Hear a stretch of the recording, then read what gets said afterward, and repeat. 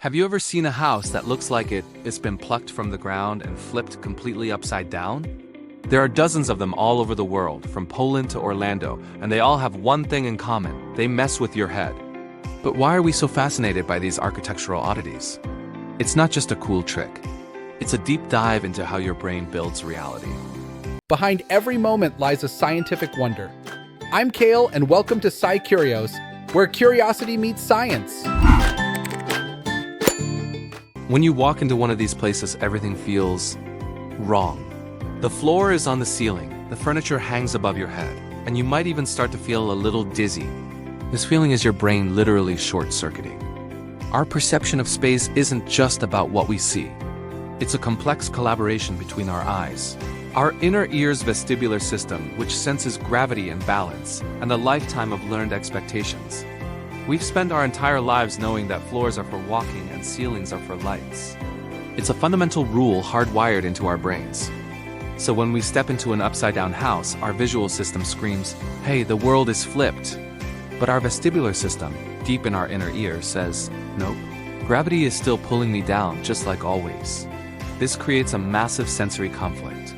Your brain receives two contradictory sets of information and has to work overtime to make sense of it. This internal battle is what causes that disorienting feeling, a phenomenon as cognitive dissonance. Think of it like this. Your brain is constantly running a simulation of the world based on past experiences. It predicts that when you see a chair, you can sit on it, and when you see a floor, it will be stable beneath your feet. Upside-down houses break these predictive models.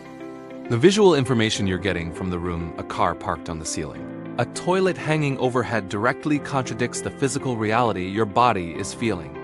Neuroscience research shows that our brains rely heavily on visual cues to establish our sense of orientation. When those cues are intentionally warped, it can temporarily override our other senses. In some famous experiments, people wore glasses that flipped their vision upside down. At first, they were completely disoriented, but after a few days, their brains adapted and they could function normally again. Their brains literally rewired their perception to match the new visual input. Upside-down houses create a similar, but much shorter, version of this experience. Your brain tries to reconcile the visual up with the gravitational down. That's why you might feel tilted even when you're standing perfectly straight. You're trying to mentally correct the room, but you can't. And that's precisely where the fun comes from. This cognitive struggle isn't just confusing. It's also incredibly amusing. It forces us to confront how fragile our perception of reality really is. We realize that what we perceive isn't a direct copy of the world, but a construction, a best guess made by our brain. The novelty and surprise trigger a release of dopamine, the brain's feel-good chemical, making the experience enjoyable, like a roller coaster for your senses. These houses are more than just tourist traps. They are real-world psychological experiments.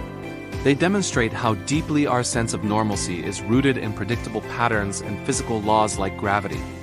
They are architectural illusions that let us peek behind the curtain of our own minds, showing us that our reality is a story our brain tells itself.